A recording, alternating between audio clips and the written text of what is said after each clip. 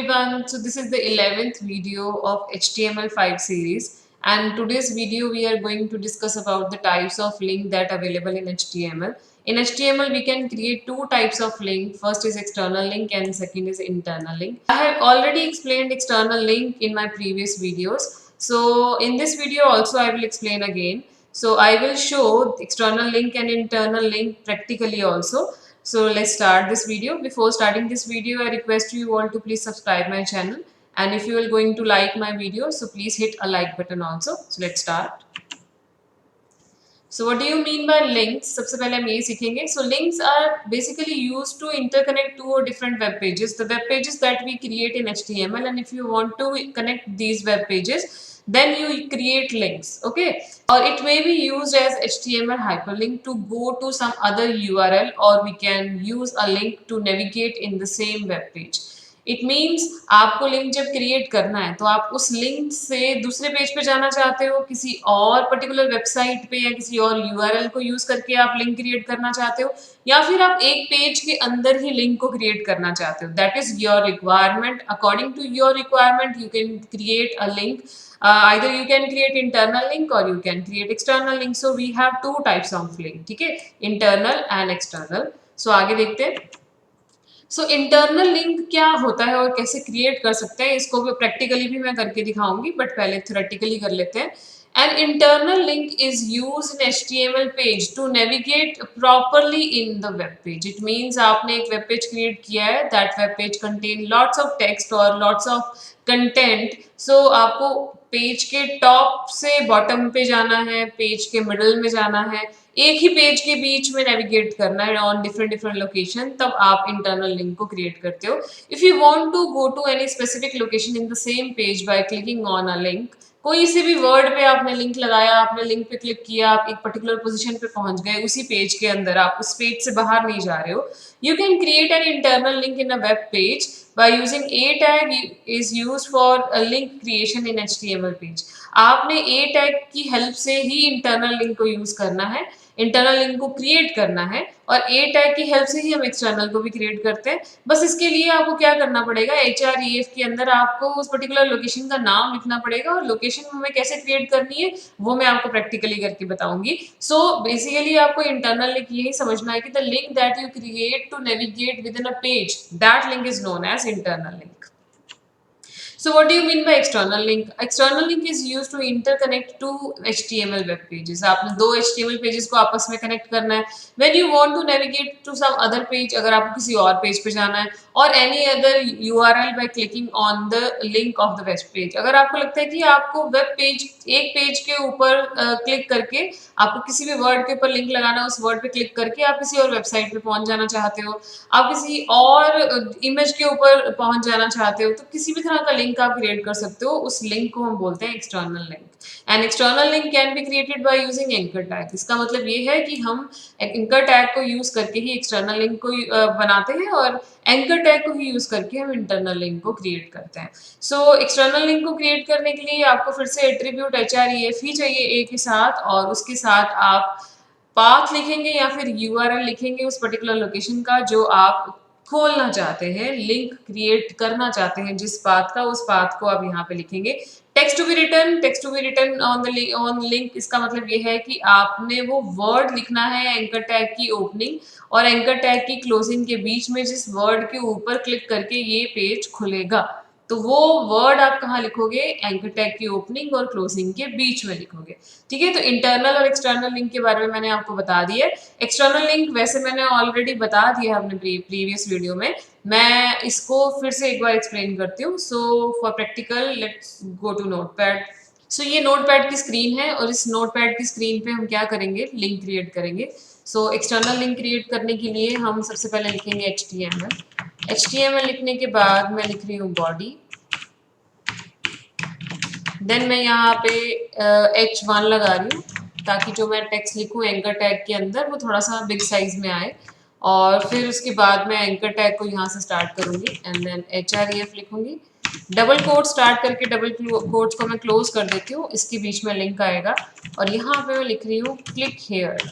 ये वर्ड है जिसके ऊपर हम लिंक को लगाएंगे. सो यहाँ पे एंकर टैग को हम क्लोज कर देते हैं और फिर हम बॉडी टैग को क्लोज कर देंगे, then we will close HTML।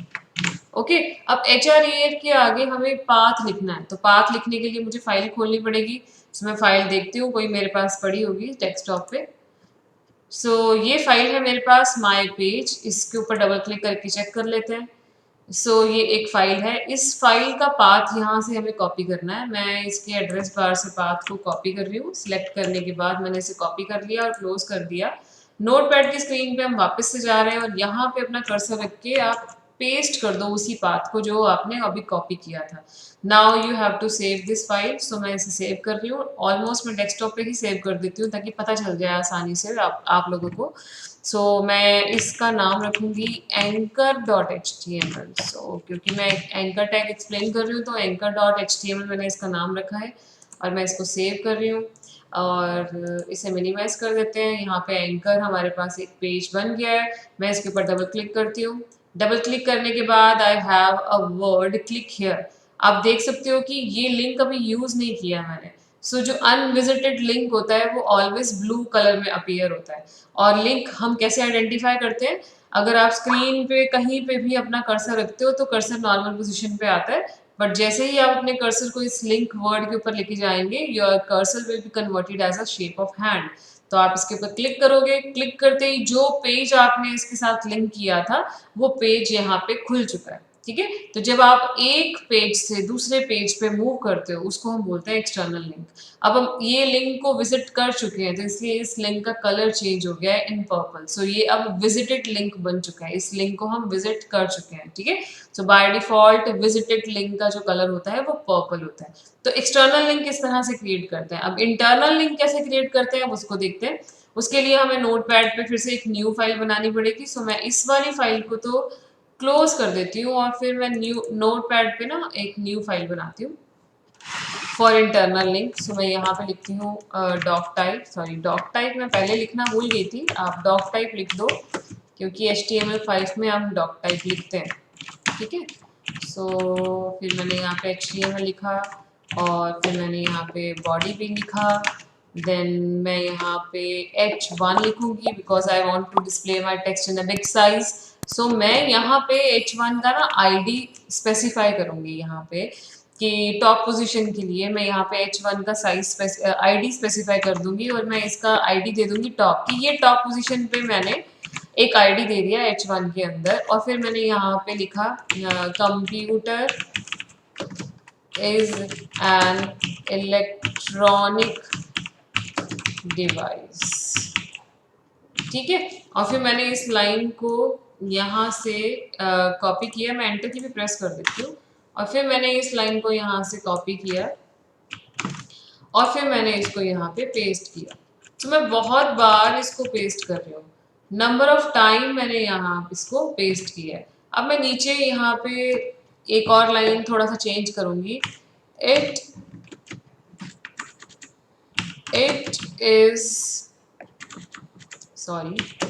Is used for calculating. मैं कुछ भी ऐसे रैंडमली लिख रही हूँ और मैं यहाँ से चेंज कर दी है मैंने लाइन और मैं यहाँ पे ना एंटर की भी प्रेस कर देती हूँ तो एंटर की भी कॉपी हो जाती है फिर। मैंने यहाँ पे इसको कॉपी किया Ctrl+C प्रेस करके एंड Ctrl+V प्रेस कर रही हूँ मैं। नंबर ऑफ टाइम्स मुझे Ctrl+V प्रेस करना है। ठीक है, Ctrl+V